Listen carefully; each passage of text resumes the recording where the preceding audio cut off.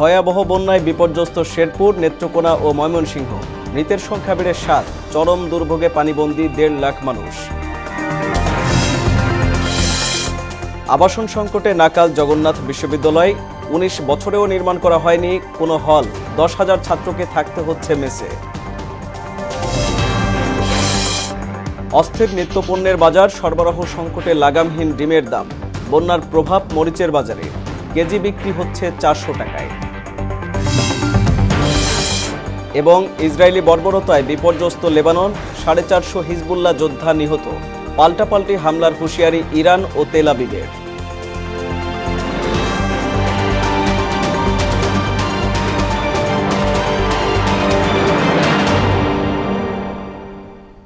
আসসালামু আলাইকুম, সবাইকে মোহনা সংবাদে স্বাগত। শুনছিলেন শিরোনাম, সঙ্গে আছি আমি আরিফুল ইসলাম। এবার পুরো খবর। ভয়াবহ বন্যায় বিপর্যস্ত হয়ে পড়েছে শেরপুর ও নেত্রকোনা। ময়মনসিংহেও অবনতি ঘটছে বন্যা পরিস্থিতির। বৃষ্টি আর পাহাড়ি ঢলে প্রতিদিনই বাড়ছে বিভিন্ন নদ নদীর পানি। শেরপুরে নতুন করে প্লাবিত হয়েছে ২৮টি ইউনিয়নের ২ শতাধিক গ্রাম। পানিবন্দী মানুষের সংখ্যা ১.৫ লাখেরও বেশি। শেরপুরে আরও ২ জনের মৃত্যুর খবর পাওয়া গেছে। এ নিয়ে মৃতের সংখ্যা বেড়ে দাঁড়ালো ৭ জনে। জানাচ্ছেন বিস্তারিত আফরিন পপি। বৃষ্টি আর পাহাড়ি ঢলে শেরপুরের মহারশী, সোমেশ্বরী, চেল্লাখালী, ভোগাই ও মৃগী নদীর পানি বিপদসীমার উপর দিয়ে প্রবাহিত হচ্ছে। এতে শেরপুরের সার্বিক বন্যা পরিস্থিতি চরম অবনতি হয়েছে। নতুন করে তলিয়ে গেছে শেরপুর সদর এবং নাকলা উপজেলার ৭টি ইউনিয়ন। সব মিলিয়ে পানিবন্দী হয়ে পড়েছে ১.৫ লাখেরও বেশি মানুষ। নালিতাবাড়ি ও ঝিনাইগাতির সব শিক্ষা প্রতিষ্ঠানকে আশ্রয় কেন্দ্র ঘোষণা করেছে প্রশাসন। বাড়িঘর, ফসল ইত্যাদি সবকিছু মাছের প্রজেক্ট এলাকাবাসীর ব্যাপক হারে ক্ষয়ক্ষতি হয়েছে। ফসল, ক্ষেতগুলা, পুকুর, ঘাস, চড়াই, মুরগি সবই ক্ষতিকর হয়েছে।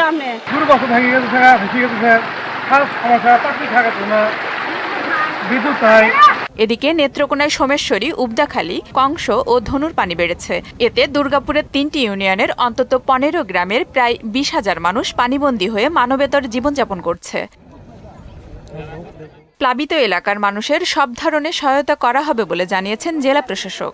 যেই মানুষগুলো প্লাবিত হয়েছে আমাদের স্থানীয় মেম্বার মহোদয়, ওনাদের সহযোগিতায় আমরা আজকে ১০০ পরিবারকে ত্রাণ সামগ্রী বিতরণ করলাম। আমরা পরবর্তীতে এই ত্রাণ বিতরণ অব্যাহত থাকবে।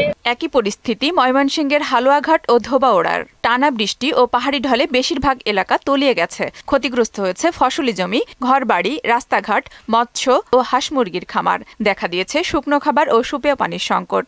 ক্ষতি হয়েছে যে হাঁস মুরগি, গরু, ছাগল, এরপরে ধান বন শেষ। আমরা এখন বর্তমানে পানির উপরে বাঁচতেছি। প্রচুর ক্ষতি হয়েছে। মানে বর্তমানে যে কোনো সব ভাষা মানে ধান বন যা আছে সব পানির তলে। রান্না বাড়া নাই, ২-৩ দিন ধরে পানি আইছে, ক্ষেতগুলা ভরে গেছে, দিকে মাছ গেছে গা। এদিকে ত্রাণ সামগ্রীর জন্য অপেক্ষায় আছেন বন্যা দুর্গতরা। নারী, শিশু ও বৃদ্ধ সহ পানিবন্দীদের উদ্ধারে সর্বোচ্চ চেষ্টা করছে স্থানীয় প্রশাসন সহ স্বেচ্ছাসেবী সংগঠন, বিজিবি ও সেনাবাহিনী। আফরিন পপি, মোহনা সংবাদ। এ বিষয়ে জানাতে সরাসরি আমাদের সঙ্গে যুক্ত হচ্ছেন সহকর্মী রেজাউল করিম বকুল। রেজাউল, শেরপুরে বন্যার পরিস্থিতি কেমন দেখছেন এবং যারা পানিবন্দী আছেন বন্যার্তদের সহযোগিতায় কেউ এগিয়ে আসছেন কিনা, এই বিষয়ে সর্বশেষ আমাদের জানাবেন।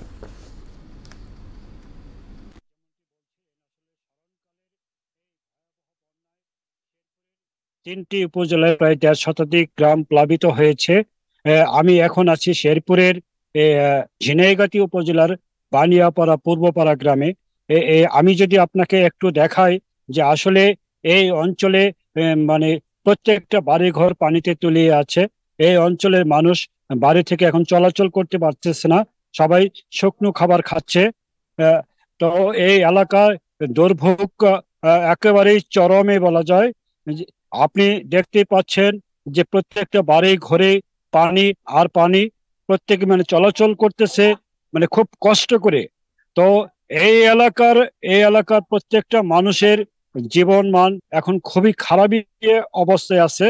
পাশাপাশি আমি যদি বলি যে আসলে এই এলাকায় যারা বাস করতেছেন তাদের দুর্ভোগ এখন চরমে। আমি একটু কথা বলবো যে আসলে এই অঞ্চলের একজন বাসিন্দা, উনি আপনাকে জানাবেন যে আসলে কি কি সমস্যায় আছেন তারা। হ্যালো, আসসালামু আলাইকুম। আমাদের গ্রামে সমস্যা বলতে প্রায় 40-45 বছর যাবত এরকম ভয়াবহ বন্যা হয় না। বন্যা হলে ছোটখাটো হয়, ঘর বাড়িতে কম উঠে, কিন্তু এবার যে ভয়াবহ বন্যায় মানুষের অনেক ক্ষতি, দুর্ভোগে আছে মানুষ। প্রায় এই গ্রামের প্রায় 3 থেকে 4 হাজার লোকের বসবাস। তার মধ্যে সবাই প্রায় পানিবন্দী আছে, কারণ খাবার পাকের সমস্যা, রান্না বান্নার সমস্যা। আপনারা কি এখন কোনো ত্রাণের সহায়তা পাচ্ছেন কিনা?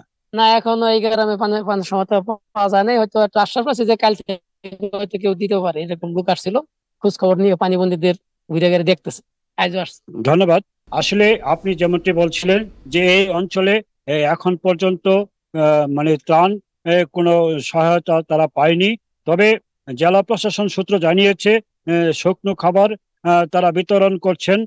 পাশাপাশি কিছু স্বেচ্ছাসেবী সংগঠন তারা বিভিন্ন এলাকায় ত্রাণ সহায়তা দিচ্ছেন। তবে যেসব ত্রাণ দিচ্ছে তার চাহিদার তুলনায় একেবারেই অপ্রতুল। অনেক মানুষই পানিবন্দী, অল্প কিছু সংখ্যক হয়তো ত্রাণ সহায়তা পাচ্ছেন। যে দুর্গত এলাকার মানুষের দাবি দ্রুত তাদেরকে যেন ত্রাণ সহায়তা দেওয়া হয়। এই ছিল শেরপুর থেকে বন্যা পরিস্থিতি সর্বশেষ তথ্য। ধন্যবাদ রেজাউল, আপনাকে ধন্যবাদ। দর্শক, শেরপুরের বন্যা পরিস্থিতির খবর জানাচ্ছিলেন সহকর্মী রেজাউল। কলেজ থেকে বিশ্ববিদ্যালয়ে রূপান্তর হওয়ার 2 দশক পরও জগন্নাথ বিশ্ববিদ্যালয়ে আবাসিক হলের সংকট কাটেনি। বর্তমানে মেয়েদের জন্য মাত্র একটি হল চালু রয়েছে, যা পর্যাপ্ত নয়। অবিশ্বাস্য হলেও সত্যি, বিশ্ববিদ্যালয়ের মর্যাদা পাওয়ার 19 বছরেও ছাত্রদের জন্য কোনো হল নির্মাণ হয়নি। ফলে বাড়তি খরচ দিয়ে 10,000 ছাত্রকে থাকতে হচ্ছে মেসে। মুদাসসির আলীর বিশেষ প্রতিবেদন। জগন্নাথ কলেজ বিশ্ববিদ্যালয় হিসেবে মর্যাদা পায় 2005 সালে। এরপর দেখতে দেখতেই কেটে গেছে প্রায় 2 দশক। দীর্ঘ এ সময়ে ছাত্রদের জন্য গড়ে ওঠেনি কোনো আবাসিক হল। বিশ্ববিদ্যালয়টিতে সব মিলিয়ে শিক্ষার্থীর সংখ্যা 20,000। এর মধ্যে আবাসিক হলের চাহিদা আছে 10,000 শিক্ষার্থীর, যে জন্য প্রয়োজন অন্তত 12টি হলের। বর্তমানে ছাত্রীদের জন্য জনসন রোডে শেখ ফজিলাতুন্নেসা মুজিব বাদে নেই কোনো হল। হলের জন্য বরাদ্দকৃত জায়গার বেশিরভাগই বেদখলে।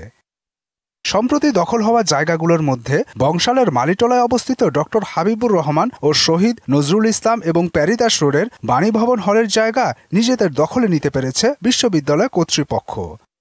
শিক্ষার্থীদের অনেকেই এখন বিভিন্ন মেসে থাকছেন, এতে বাড়তি খরচও গুনতে হচ্ছে তাদের। বিশেষ করে ছাত্রদের কষ্টটাই বেশি। হল না থাকার কারণে আমাদেরকে মেসে থাকতে হয়।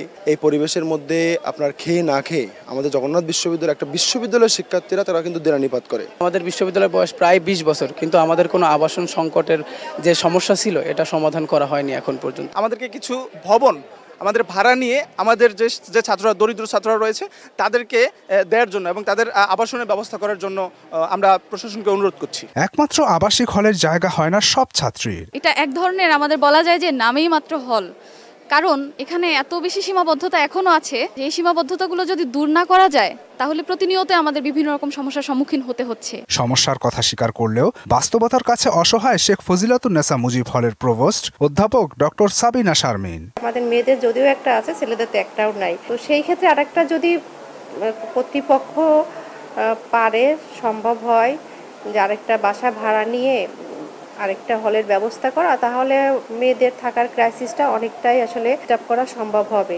কিন্তু চাইলেই তো পাওয়া যাবে না। যে বাড়িগুলো তৈরি করা থাকে সেটা তো একটা হলের প্যাটার্নে থাকে না। কেরানীগঞ্জে নির্মাণ হচ্ছে জগন্নাথ বিশ্ববিদ্যালয়ের দ্বিতীয় ক্যাম্পাস, যেখানে কয়েকটি আবাসিক হল নির্মাণের কথা রয়েছে। তবে 5 আগস্ট সরকার পরিবর্তনের পর বিশ্ববিদ্যালয় প্রশাসনের রদবদল হওয়ায় এ নিয়ে স্পষ্ট করে কিছু জানাতে পারেনি নতুন কর্তৃপক্ষ। মুদাসসির আলী, মোহনা সংবাদ, ঢাকা। অনিয়মে যেন নিয়মে পরিণত ময়মনসিংহের বিআরটি অফিস, যেখানে কর্তা ব্যক্তিদের উৎকোচ না দিলে মিলে না ড্রাইভিং লাইসেন্স, হয় না গাড়ি রেজিস্ট্রেশন, আর বাড়তি ঝামেলার আরেক নাম দালাল। কিন্তু বিষয়টি মানতে নারাজ বিআরটি কর্তৃপক্ষ। রুবায়েত বাপ্পির প্রতিবেদন, জানাচ্ছেন শারমিন স্বর্ণা। ময়মনসিংহের বিআরটিএ অফিস যেন দালালের আঁকড়ায় পরিণত হয়েছে। তাদের সঙ্গে জড়িত আছে বড় কর্তাসহ অনেকেই। সরকার নির্ধারিত ফির অতিরিক্ত উৎকোচ না দিলে সময়মতো হয় না কাজ। ড্রাইভিং লাইসেন্স ও গাড়ি রেজিস্ট্রেশন বাড়িতে পৌঁছে দেওয়ার কথা থাকলেও কর্তৃপক্ষের উদাসীনতায় তা মাসের পর মাস ঘুরেও সেবা মেলে না। যানবাহনের রেজিস্ট্রেশন, ড্রাইভিং লাইসেন্স কিংবা মালিকানা পরিবর্তন সহ বিআরটিএর আওতাধীন সব কাজে অতিরিক্ত অর্থ দিলে সহজেই মেলে সেবা। অন্যথায় ভোগান্তিতে পড়েন সেবা গ্রহীতারা। আর 5,000 টাকা চাইছে, আমি গরিব মানুষ কেমনে দেব? 2-3টা কম্পিউটার ভাড়া দিত, কেন কম্পিউটার দুটিয়া 2-3টা যদি ভাড়া দিত তাহলে আমাদের এত সিরিয়াল ধরে দাঁড়ায় থাকতে হতো না। বিআরটির ভিতরে থাকি এটা ডেট চলে যাইতেছে, আবার ওইটা আমরা পায়া দেখা গেছে কি ডেট নাই। 1 বছর এর ভিতরে আমরা লাইসেন্স পাই না, আইলে কো আইছে না, এই করে সেই করে কম্পিউটার নানান সমস্যা দেখা রাস্তাঘাটে আমরা হয়রানি হই। দালাল ছাড়া যদি কাজ করেন আমরা পরীক্ষা লাগে না, তাহলে কিন্তু কিছু লাগে না, তাহলে সবকিছু ঠিক হয়ে যায়। যে কারণে এত সব অনিয়ম ও দুর্নীতিতে জড়িতদের আইনের আওতায় আনার দাবি নাগরিক নেতাদের। আমরা চাই যে সর্বস্তরে দুর্নীতি বন্ধ হোক। আমাদের যেরকম কোর্ট কাছারিতে দুর্নীতি, এটা বন্ধ হওয়া দরকার।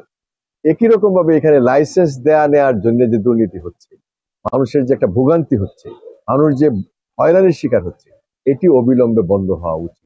সব জেনে দোষীদের বিরুদ্ধে ব্যবস্থা নেওয়ার আশ্বাস দিয়েছেন বিআরটি অফিসের সহকারী পরিচালক। আমাদের অ্যাডমিন থেকে, হেড অফিসের অ্যাডমিন থেকে এটা তদারকি করা হয়। আমরা প্রত্যেকটা এমপ্লয় টাইমলি অফিসে আসতে হয় এবং যেতে হয়, এটা আমাদের বায়োমেট্রিক আন্ডারে আছে। আমরা বিআরটি এর অফিসের স্বচ্ছতা ফেরাতে কার্যকরী উদ্যোগ নেবে কর্তৃপক্ষ, এমন প্রত্যাশা ভুক্তভোগীদের। শারমিন স্বর্ণা, মোহনা সংবাদ। চাহিদা বেড়ে যাওয়ার পাশাপাশি বাজারে সরবরাহ সংকট, এ কারণে লাগামহীন ডিমের দাম প্রতি ডজন বিক্রি হচ্ছে 170 টাকায়। এদিকে বন্যার প্রভাব পড়েছে মরিচের বাজারে।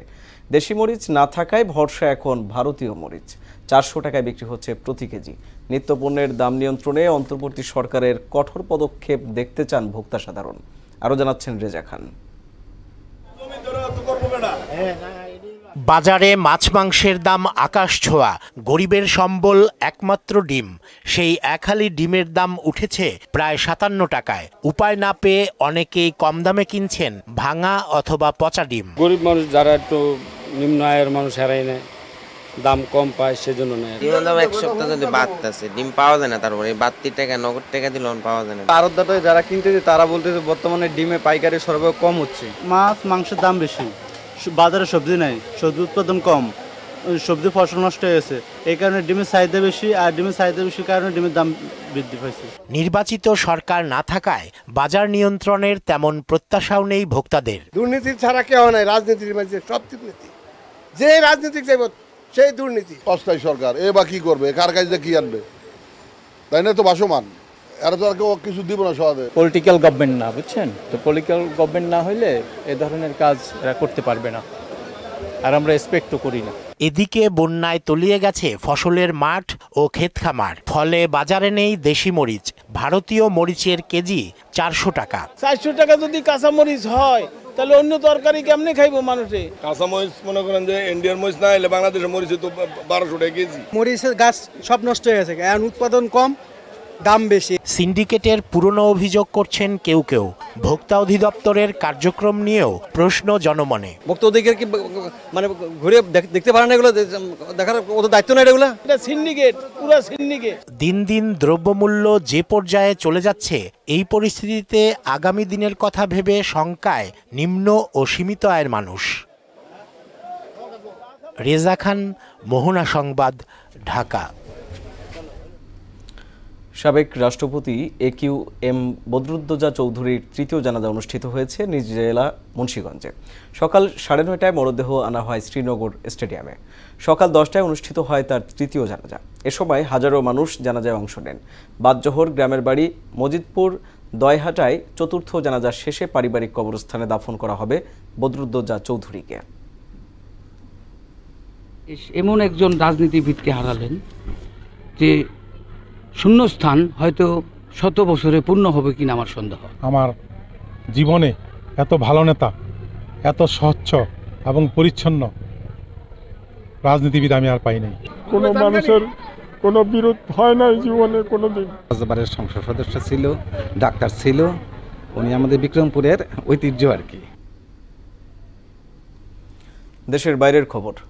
ইসরায়েলি বর্বরতায় বিপর্যস্ত লেবানন।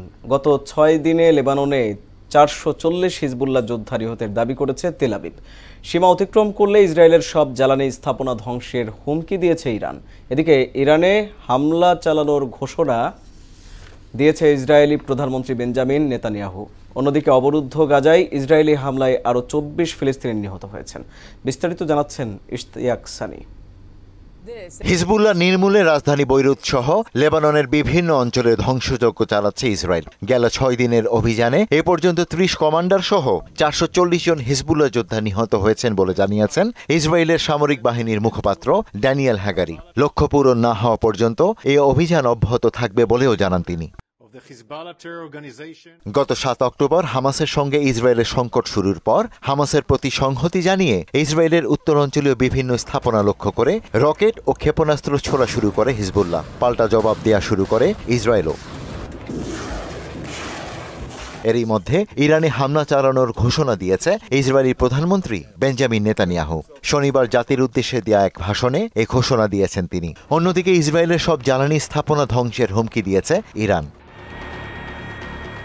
গাজার দেইর এলবেলা এলাকায় একটি মসজিদে বিমান হামলা চালিয়ে আরও 24 ফিলিস্তিনিকে হত্যা করেছে নেতানিয়াহু সেনারা। এতে 41,825 নিহত আর আহত ছাড়িয়েছে 96,900।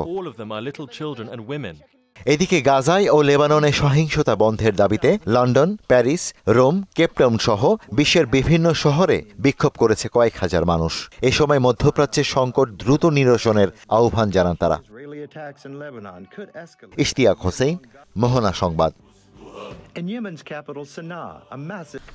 বাংলাদেশের সঙ্গে বাণিজ্যিক সম্পর্ক ঘনিষ্ঠ করতে বাংলাদেশে এসেছে Europe Bangladesh federation of commerce and ইন্ডাস্ট্রিজের 26 সদস্যের একটি প্রতিনিধি দল।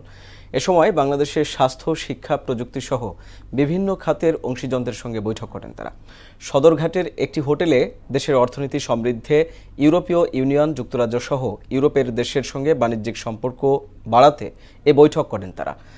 এর আগে প্রতিনিধি দলের প্রধান ওয়ালিদ আসারউদ্দিনের নেতৃত্বে শিক্ষার্থী সহ সংশ্লিষ্ট 6 মন্ত্রণালয়ের উপদেষ্টাদের সঙ্গে বৈঠক করে। ওই প্রতিনিধি দলটি বাংলাদেশের সরকার এবং জনগণের সঙ্গে সুসম্পর্ক স্থাপন সহ ধারাবাহিক পদক্ষেপের মাধ্যমে সমৃদ্ধ বাংলাদেশ গড়তে দৃঢ় প্রতিজ্ঞ। শেষ করব মোহনা সংবাদ, যাবার আগে জানিয়ে দেব শিরোনামগুলো আরও একটা।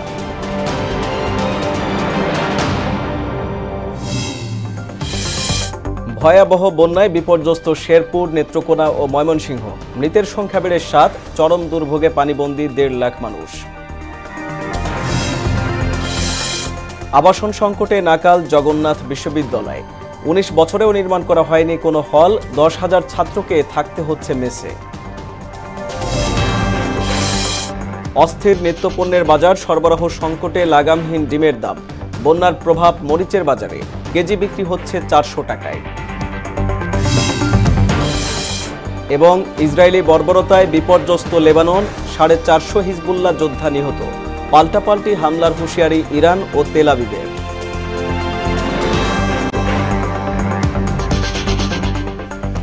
এই ছিল মোহনা সংবাদে। পরবর্তী সংবাদ বিকেল 5:30টায়। মোহনার সবশেষ খবর জানতে ভিজিট করুন www.mohana.tv। সংবাদ দেখতে পারেন ফেসবুক, ইউটিউবেও। এতক্ষণ সঙ্গে থাকার জন্য